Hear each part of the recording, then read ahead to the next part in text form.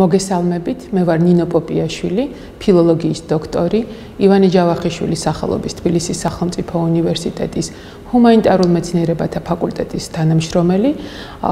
საბავშვო უნივერსიტეტი აგრძელებს ონლაინ ლექციების ციკლს და დღეს ჩვენი ლექციის თემაა ქართული ლიტერატურის პერიოდიზაცია და ლიტერატურული პროცესი. პირველ რიგში ამ საკითხთან დაკავშირებით, რა თქმა უნდა, ჩვენ უნდა დავსვათ ასეთი შეკითხვა, რა არის პერიოდიზაცია, რას ნიშნავს ლიტერატურის პერიოდიზაცია. პერიოდიზაცია ეს არის ლიტერატურული პროცესების დეფინიცია, ლიტერატურული პროცესების დაყოფა, ლიტერატურული პროცესების დაჯგუფება გარკვეული ნიშნების მიხედვით. ჩვენ შემთხვევაში ქართული ნაციონალური ლიტერატურის დეფინიცია ან პერიოდიზაცია და ქართული ლიტერატურისა, რომელსაც აქვს მრავალსაუკუნოვანი ტრადიცია ქართული ლიტერატურისა, რომელსაც აქვს თავისი უწყვეტობა, თავისი განვითარების სხვადასხვა ეტაპი და ჩვენ უნდა დავაკვირდეთ მას შესაძამე, როგორ შეიძლება დავაჯგუფოთ ქართული ლიტერატურა, რა კრიტერიუმების, რა ნიშნების, რა მონაცემების მიხედვით ჩვენ შეგვიძლია განსაზღვროთ ქართული ლიტერატურის პერიოდიზაცია. ამაში ჩვენ რასაკვირველია გვეხმარება ისტორიული პროცესების ანალიზი, ამაში ჩვენ გვეხმარება სხვადასხვა ტიპის კულტურული, სოციალური, რელიგიური პროცესები, ასევე ქართული ლიტერატურის პერიოდიზაციის დროს ჩვენ შეგვიძლია გავითვალისწინოთ ამავე ლიტერატურული ტრადიციების მქონე სხვა ნაციონალური ლიტერატურების, სხვა ქვეყნების ლიტერატურების პერიოდიზაცია და ასევე ჩვენ შეგვიძლია გავითვალისწინოთ ზოგადად მსოფლიო ლიტერატურის პერიოდიზაცია, ვინაიდან თვითონ ლიტერატურა თავისი არსით, თავისი ბუნებით ის არის ზოგად ადამიანური, ზოგად ნაციონალური, ზოგად საკაცობრიო ფენომენი, ლიტერატურას აქვს აი ეს თავისებურება და ამის გამო არის სწორედ რომ ჩვენ სხვადასხვა ეპოქაში, სხვადასხვა ხალხის მიერ შექმნილი ლიტერატურული ნაწარმოებები გვესმის მათ აზრს, მათ მსოფლმხედველობას, მათ განწყობას ვიგებთ, იმიტომ რომ სწორედ ლიტერატურა არის აი ესეთი ზოგადნაციონალური ფენომენი. მასშტაბად, როდესაც ჩვენ პერიოდიზაციაზე ვსაუბრობთ, ჩვენ უნდა ვიფიქროთ იმაზე, რომ თვითონ ლიტერატურა, ნაციონალური ლიტერატურა, ესა თუ ის ლიტერატურა, კონკრეტულ შემთხვევაში კი ქართული ლიტერატურა, რომელიც როგორც უკვე ვთქვით, უწყვეტია და მრავალსაუკუნოვანია, გარკვეული ეპოქების მიხედვით დავაჯგუფოთ.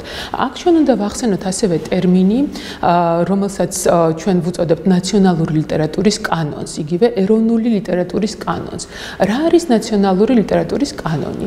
ნაციონალური ლიტერატურის კანონი ეს გახლავთ ლიტერატურული ტექსტების ერთობლიობა, რომელიმე კონკრეტულ ნაციონალურ ენაზე, რომელიმე ეროვნულ ენაზე და იმ მნიშვნელოვანი, ყველაზე ძირითადი, ყველაზე სავალდებულო ტექსტების ერთობლიობა, რომელიც ქმნის ამ ლიტერატურას. მასშტაბად ქართული ლიტერატურის მაგალითზე ჩვენ უნდა ვიმსჯელოთ ქართული ნაციონალური ლიტერატურის კანონზე, ქართულ ლიტერატურაში შემავალ იმ მნიშვნელოვან, სავალდებულო, ყველაზე კარგ ტექსტებზე, რომელიც შეადგენს მთლიანად ქართულ ლიტერატურას.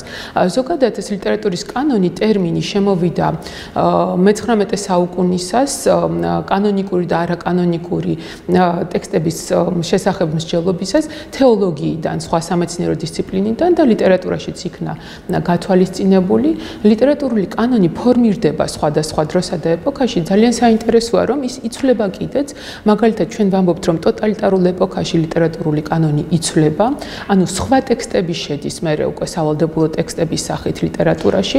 აი მაგალითისათვის ტოტალიტარულ ეპოქას, იგივე კოლონიურ ეპოქას ჩვენ ვეძახით, ესე იგი მე-20 საუკუნის 20-იანი წლებიდან 80-იანი წლების ჩათვლით საბჭოთა პერიოდის ეპოქას და საბჭოთა პერიოდმა თავისი კანონი შემოგთავაზა და იქ მასშტაბად ჩვენ გვქონდა ისეთი ლიტერატურული ტექსტები, რომლებიც დღეს აღარ შედის ქართულ ნაციონალურ ლიტერატურულ კანონში. ჩვენ ამას კოლონიზაციის და პოსტკოლონიზაციის ეტაპებსაც ვეძახით, როგორც ვიცით და მასშტაბად ლიტერატურული კანონი თვითონ ქმნის სავალდებულო, ყველაზე მნიშვნელოვან ლიტერატურულ ტექსტებს. რა მონაწილეობს ნაციონალური ლიტერატურის კანონის შედგენაში? ამაში მონაწილეობს სკოლები, ზოგად საგანმანათლებლო დაწესებულებები, კერძოდ ეს არის სწორედ ის პროგრამაში შესული სავალდებულო ტექსტები, რომლებიც აუცილებლად უნდა ისწავლონ სკოლის მოსწავლეებმა დამამთავრებელი კლასის ჩათვლით. და აი ეს ნაციონალური ლიტერატურის კანონი უნდა იყოს პერიოდიზირებული, ანუ დეფინიცირებული, ანუ დაყოფილი. ზოგადად პერიოდიზაციაზე ასეთი შეხედულება არსებობს, რომ ლიტერატურის პერიოდიზაციას ხშირად ადარებენ ქაოსიდან გამოსვლის ხანას, აი ქაოსის მოწესრიგების ხანას, რაც აი კაცობრიობის განვითარებისათვის ყველაზე მნიშვნელოვანი ეტაპებია. ამასთან ითვლება, რომ ლიტერატურული პერიოდიზაცია არასოდეს არ არის ბოლომდე დადგენილი. არასოდეს არ შეგვიძლია ჩვენ ვთქვათ, რომ ჩვენ დავყავით ნაციონალური ლიტერატურა გარკვეული ეპოქების, გარკვეული მახასიათებლების მიხედვით, მაშინ დამთავრდა და ის არ გადაიხედება. ქართული ლიტერატურის პერიოდიზაციასთან დაკავშირებით ჩვენ ასეთი შემთხვევა გვაქვს, რომ ქართული ლიტერატურა ტრადიციულად იყოფა სამ პერიოდად: ძველი ქართული ლიტერატურის ისტორია, ახალი ქართული ლიტერატურის ისტორია და უახლესი ქართული ლიტერატურის ისტორია. ძველი ქართული ლიტერატურის ისტორია იწყება, ჩვენ ასე ვამბობთ, დღიდან ქართული მწერლობის დაწყებისა, ეს არის დაახლოებით მე-5 საუკუნე, თუ უფრო ადრე არა და მე-18 საუკუნის ბოლომდე, მე-19 საუკუნის დასაწყისამდე. ახალი ქართული ლიტერატურის დეფინიცია ასეთია: ახალი ქართული ლიტერატურა მთლიანად მოიცავს მე-19 საუკუნის ლიტერატურულ ტექსტებს, ხოლო უახლეს ქართულ ლიტერატურაში იგულისხმება მე-20 საუკუნის ლიტერატურა თანამედროვე ლიტერატურულ პროცესებამდე, ნუ ჩვენ შემთხვევაში 21 საუკუნის უკვე ჩვენ 20-იან წლებში ვცხოვრობთ და აი ამ დღევანდელ ლიტერატურულ პროცესებამდე. ჩვენ რომ შევხედოთ ქართული ლიტერატურის პერიოდიზაციას თანამედროვე მეთოდების, თანამედროვე თეორიების შუქზე, ჩვენ ვნახავთ, რომ ბევრი რამ ამ მიმართულებით გადასახედია და ბევრი საკითხი შეიძლება, ბევრი საკითხის ციკლში შეიძლება დაისვას კითხვის ნიშანი და ბევრი საკითხის შესახებ შეიძლება გამოითქვას სხვა შეხედულებებიც ლიტერატურულ პერიოდიზაციასთან, ქართულ ლიტერატურულ პერიოდიზაციასთან დაკავშირებით. პირველ რიგში ძველი ქართული ლიტერატურა, ეს ტერმინი, რომ ავიღოთ, ტრადიციული განმარტებით ის თვითონ 4 პერიოდად იყოფა, თუმცა ქართული ლიტერატურის დასაწყისი, როგორც თვითონ სამწერლო ლიტერატურის დასაწყისი, რომელიც მე-5 საუკუნიდან დათარიღებულად გვაქვს, გვაჩვენებს, რომ მას წინ უძღოდა სხვა ეგრეთ წოდებული უმწერლო ლიტერატურა, რომელიც შემორჩენილია ხალხური გადმოცემების, ზეპირსიტყვიერების, ფოლკლორისა და მითოსის სახით. და მართლაც უძველესი ქართული ლიტერატურული ტექსტები ამჟღავნებენ აი ამ ფოლკლორული და მითოსური ტექსტების არსებობას, იმ სიმბოლოების არსებობას, რომელიც შემდგომ ასახა როგორც ძველმა ლიტერატურამ, ასევე სხვა ეპოქების ლიტერატურამ და რომელიც სხვადასხვა ვარიაციის, სხვადასხვა რეცეფციის, სხვადასხვა ლიტერატურული გადამუშავების წყარო გახდა შემდგომ ქართულ ლიტერატურაში. აი მაგალითისათვის რომ ავიღოთ ვაზის სიმბოლიკა, რომელზეც ჩვენ ვამბობთ, რომ ეს არის სპეციფიურად ქართული და ჩვენ ეს გვხდება როგორც ქართულ ფოლკლორში, ისე ქართულ ლიტერატურაშიც, მათ შორის ძველ ქართულ ლიტერატურაში, ეს არის ნინოს ცხოვრების მაგალითად. ან თვითონ გმირის იდეალიზაცია, აი ჰეროიკული სახე გმირისა, გაიდეალებული სახე გმირისა, რომელიც ჰაგიოგრაფიულმა ლიტერატურამ ძველი ანტიკური ხანიდან წამოიღო და ჰაგიოგრაფიული გმირი, რომელიც ძალიან რეალისტურია, ის არის ისტორიულად მყოფი გმირი, ის აუცილებლად არსებობდა კონკრეტულ ისტორიულ დროსა და ადგილზე, თვითონ მისი გმირის იდეალი არის იმდენად ჰეროიკული და იდეალიზირებული, რომ ის აუცილებლად გავს ანტიკური ტრადიციის გმირს, რის ასახვას, მისი ასახვა, ჰაგიოგრაფიული გმირის ასახვა. შესაბამისად, ჩვენ უნდა ვთქვათ, რომ ძველი ქართული ლიტერატურის დეფინიციისას და ქართული ლიტერატურის დასაწყისის დეფინიციისას, ანუ დაყოფისას, ანუ პერიოდიზაციისას, ჩვენ შეიძლება ვიმსჯელოთ, ცალკე გავიტანოთ ქართული მითოსი, ქართული ფოლკლორი, როგორც წინარე ლიტერატურული ტრადიცია, როგორც ხალხის მეხსიერებაში შემორჩენილი ანტიკური უძველესი პერიოდის შეხედულებები და მსაფხედველობები. რაც შეეხება თვითონ ტერმინს ძველი ქართული ლიტერატურა, როგორც მოგახსენეთ, ეს არის ყველაზე დიდი პერიოდი ქართულ ლიტერატურაში და ამ დეფინიციის, ამ პერიოდიზაციის მიხედვით, რომელიც ჩვენ დღეს გვაქვს, ეს არის მას დღიდან მწერლობის დაწყებისა მე-18 საუკუნის ბოლომდე, მე-19 საუკუნის დასაწყისამდე. და ეს პერიოდი თვითონ იყოფა 4 ქვეპერიოდად. ტერმინი ძველი, რომელიც თანამედროვე ლიტერატურაცოდნეობისათვის განისაზღვრება როგორც უძველესი და ანტიკური, old და antique, არ ასახავს იმ ლიტერატურულ ტენდენციებს, რომლებიც ამ პერიოდის, ესე იგი, რომელ პერიოდში ჩვენ ძველ ქართულ მწერლობას გამოვყოფთ მე-5 საუკუნიდან მე-18 საუკუნემდე, ამ პერიოდის ევროპულ ლიტერატურულ დეფინიციებს, ევროპულ ლიტერატურულ პერიოდიზაციას. კერძოდ, ამ პერიოდისათვის ევროპული ლიტერატურული ტრადიცია გვეუბნება, რომ ეს არის ადრეული შუა საუკუნეების ეპოქა, ან გვიან ანტიკური ხანა. ეს არის სწორედ ახალი წელთაღრიცხვის დასაწყისიდან მას შესაბამე მე-6, მე-7 საუკუნემდე ეს ეპოქა, ადრეული შუა საუკუნეები, გვიან ანტიკური ხანა, რომელშიც სრულად ეწერება ამ პერიოდის ქართული ლიტერატურა თავისი ტრადიციებით, თავისი ბერძნულ-რომაული და აღმოსავლურ ქრისტიანული, ადრე ქრისტიანული ლიტერატურული ტრადიციებით, გმირის ასახვის თავისებურებებით და ჩვენ შეგვიძლია ვიფიქროთ, ჩვენ შეგვიძლია ვიმსჯელოთ, რომ ქრისტიანული ლიტერატურა, რომელიც არის ძალიან საინტერესო და ძალიან თავისთავადი ფაქტობრივად ერთ-ერთი უნიკალური როგორც ლიტერატურული ჟანრების, ისე მისი თემების განვითარების მიხედვით ქართული ქრისტიანული ლიტერატურა ცალკე პერიოდად, ცალკე ეპოქად იყოს გამოყოფილი. ერთი-ორი სიტყვა მინდა ვთქვა ასევე ტერმინზე ეპოქა, რომელიც ბერძნული სიტყვაა და ათვლის წერტილს ნიშნავს ბერძნულად. ეს ტერმინი გამოიყენება გარკვეული დროითი პერიოდის აღსანიშნად. ამ პერიოდს აუცილებლად უნდა ჰქონდეს თავისი კონკრეტული მახასიათებლები, რომლის მიხედვითაც ეპოქები იყოფა და ემიჯნება ერთმანეთს. ასევე ეპოქა ხასიათდება თავისი დასაწყისით, განვითარებითა და დასასრულით. შესაბამისად, ჩვენ შეგვიძლია ვისაუბროთ ეპოქაზე, მაგალითისათვის თუ ავიღებთ შუა საუკუნეების ეპოქაზე, რომელსაც აქვს თავისი დასაწყისი, განვითარების კლასიკური პერიოდი და დასასრული. ანუ ჩვენ შეიძლება ვისაუბროთ ადრე შუა საუკუნეების, კლასიკური შუა საუკუნეებისა და გვიანი შუა საუკუნეების ეპოქებზე, რაც სხვათა შორის თან ხვდება დასავლური, ევროპული, მათ შორის ბიზანტიური ლიტერატურის პერიოდიზაციას და რაც ძალიან ახლოს არის ქართულ ლიტერატურასთან და რის შესახებაც უკვე შეიძლება რომ გარკვეული ტენდენციებიც განსაზღვრის დროს გქონდეს და შევამჩნიოთ.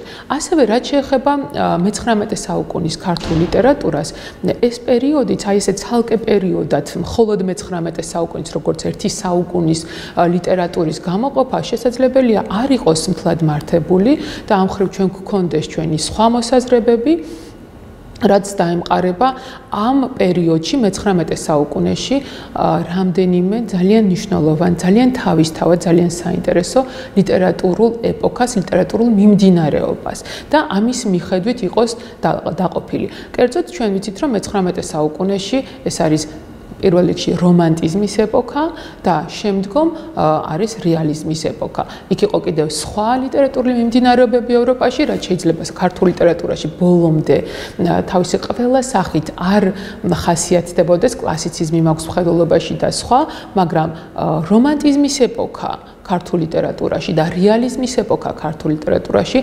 რასაკვირველია დასტურდება, მას აქვს თავისი ძალიან საინტერესო თვითმყოფადი ორიგინალური სახეები და მე-19 საუკუნის ნაცვლად, თქვათ ამ ლიტერატურული პერიოდის ნაცვლად ჩვენ შეგვიძლია ვისაუბროთ და ვიმსჯელოთ რომანტიზმზე, როგორც ლიტერატურულ ეპოქაზე, რომელსაც როგორც უკვე აღნიშნეთ, აქვს თავისი განვითარების სხვადასხვა ეტაპი, განვითარების ტენდენციები და ასევე რეალიზმზე, როგორც ლიტერატურულ ეპოქაზე, როგორც ლიტერატურულ მიმდინარეობაზე და ეს ლიტერატურული მიმდინარეობები, როგორც უკვე აღნიშნეთ, არ არის მხოლოდ ლიტერატურაში წარმოდგენილი, ეს არის ხელოვნებაში ფართოდ, ასევე რასაკვირველია პოლიტიკურ, სოციალურ და სხვა კულტურულ და სხვა პროცესებშიც აისახება და ამ მხრივად ძალიან საინტერესოა სწორედ დაკვირვებები. რაც შეეხება უახლესი ქართული ლიტერატურის პერიოდს, ვფიქრობ, რომ აქ კიდევ უფრო მეტად შეგვიძლია ჩვენ ვიმსჯელოთ ამ ლიტერატურული პერიოდის დეფინიციაზე, დაყოფაზე, მახასიათებლების მიხედვით, იმიტომ რომ უახლესი ეს არის ძალიან პირობითი ფორმა. უახლესი მე-20 საუკუნის დასაწყისის, თქვათ, ხალხოსანი პოეტების შემოქმედება უკვე დღეს 21 საუკუნის 20-იან წლებში, როდესაც სრულიად სხვა ლიტერატურული პროცესები მიმდინარეობს, აღარ შეიძლება იყოს საერთო სახელი ამ ლიტერატურული პროცესებისა. შესაბამისად, აქ ჩვენ შეგვიძლია სწორედ ასეთი ლიტერატურული ეპოქების მიხედვით გამოვყოთ ქართული ლიტერატურაც და აქ ვიმსჯელოთ ჩვენ ქართული ლიტერატურის მოდერნისტულ ხანაზე, ანუ მოდერნიზმზე ქართულ ლიტერატურაში, რაც ძალიან საინტერესო ასახვას პოულობს სწორედ ქართული ლიტერატურის მაგალითზე, ასევე ჩვენ შეგვიძლია ვისაუბროთ იმპრესიონიზმის, ექსპრესიონიზმის, სიმბოლიზმის ეტაპებზე ქართულ ლიტერატურაში, ისევე როგორც ტოტალიტარულ პერიოდზე, ტოტალიტარიზმზე ქართულ ლიტერატურაში, შეიძლება მას კიდევ სინონიმად კოლონიალიზმის პერიოდიც დავარქვათ და პოსტკოლონიალიზმის პერიოდზე და მათ შორის პოსტმოდერნიზმის ეპოქაზეც ქართულ ლიტერატურაში, რომელსაც აქვს თავისი ძალიან საინტერესო, ასევე ორიგინალური ასახვა და დღეს თანამედროვე ლიტერატურული პროცესებიც სწორედ გახლავთ პოსტმოდერნისტული, ხანდახან ამბობენ ხოლმე ლიტერატურაცოდნები, პოსტმოდერნისტული ეპოქაც არის, რადგან პოსტმოდერნიზმმა თითქოს დაასრულა თავისი არსებობა ლიტერატურაში და მისი შემდგომი პერიოდი გვაქვს, რომელსაც შეიძლება დღეს სახელსაც ვეღარ ვუგონებთ და შეიძლება ჯერ ისევ ვდგავართ ისეთი ლიტერატურული ეპოქის, ისეთი ლიტერატურული პერიოდის მიჯნაზე, რომელსაც სულ მალე სხვა დეფინიცია, სხვა სახელი მოეძებნება. ყოველი შემთხვევისათვის ეს პერიოდიზაცია ძველი, ახალი და უახლესი უკვე აღარ არის ბოლომდე ქართული ლიტერატურულ პროცესთან მართებული. ჩვენ უნდა ვიმსჯელოთ ამ ტერმინების ახლებურ დეფინიციაზე, ქართული ლიტერატურის ახლებურ პერიოდიზაციაზე. ეს არის ძალიან მნიშვნელოვანი საკითხი, მათ შორის თანამედროვე თეორიების, თანამედროვე მეთოდების გათვალისწინებით, მათ შორის როგორც უკვე აღვნიშნეთ, იმ ლიტერატურული პროცესების პერიოდიზაციის მაგალითზე, რომელიც ქართული ლიტერატურის ტრადიციების მსგავსად ვითარდებოდა და ჩვენ შეგვიძლია დავაკვირდეთ ამ მხრივ ბიზანტიურ, ევროპულ ლიტერატურულ პროცესებს, სხვადასხვა ქვეყნის ლიტერატურულ პროცესებს, რომლებსაც აი ეს ტენდენციები აღენიშნებათ სწორედ. იმიტომ რომ ქართული ლიტერატურა თავისი ორიგინალური, გამორჩეული ლიტერატურული ხაზით ეწერება სწორედ მსოფლიო სალიტერატურო პროცესში. ქართული ლიტერატურა არის ნაწილი მსოფლიო სალიტერატურო პროცესისა. ეს არის ძალიან თავისთავადი, ეს არის ძალიან ორიგინალური, მაგრამ ეს არის ასევე ლიტერატურული პროცესების ტენდენციების ამსახველი, ისევე როგორც ჩვენ აღვნიშნეთ ჰაგიოგრაფია, ასევე რომანტიზმი, რეალიზმი, მოდერნიზმი და სხვა, რაც დასტურდება ქართულ ლიტერატურაში, ეს არის მსოფლიო ლიტერატურის ტენდენციები და შესაბამისად ჩვენ მივყვებით ამ ლიტერატურულ ტენდენციებს, ვაგრძელებთ ამ ლიტერატურულ ტენდენციებს და ვქმნით ორიგინალურ ნაციონალურ ლიტერატურულ ხაზს, ორიგინალურ ნაციონალურ ლიტერატურულ მწერლობას, რომელიც გამოძახილია იმ ეპოქის, რომელ ეპოქაშიც ეს ტენდენციები, ეს ლიტერატურული ნაწარმოებები იქნება. ჩვენთვის ძალიან მნიშვნელოვანია ამ ხაზთან, ამ ევროპულ და მსოფლიო ლიტერატურულ პროცესებთან კავშირი, იმიტომ რომ ქართული ლიტერატურა რასაკვირველია, როგორც აღვნიშნეთ, ვითარდება როგორც ეროვნული ლიტერატურა, მაგრამ ვითარდება ასევე როგორც ზოგად საკაცობრიო ლიტერატურა და ლიტერატურის პერიოდიზაციასაც რასაკვირველია უნდა ჰქონდეს თავისი მაშინ მსოფლიო ლიტერატურულ პროცესებთან შესაბამისი, შესატყვისი დეფინიციები, ის მიჯნები, რომლებიც გასაგები იქნება როგორც ჩვენი ლიტერატურის აღქმისათვის, ჩვენი ლიტერატურის წაკითხვისათვის, ჩვენი ნაციონალური ლიტერატურის კანონისათვის, ასევე იმ ლიტერატურული პერსპექტივისათვის, რაც არსებობს ზოგადად ლიტერატურულ გამოცდილებაში და ლიტერატურულ კვლევებში.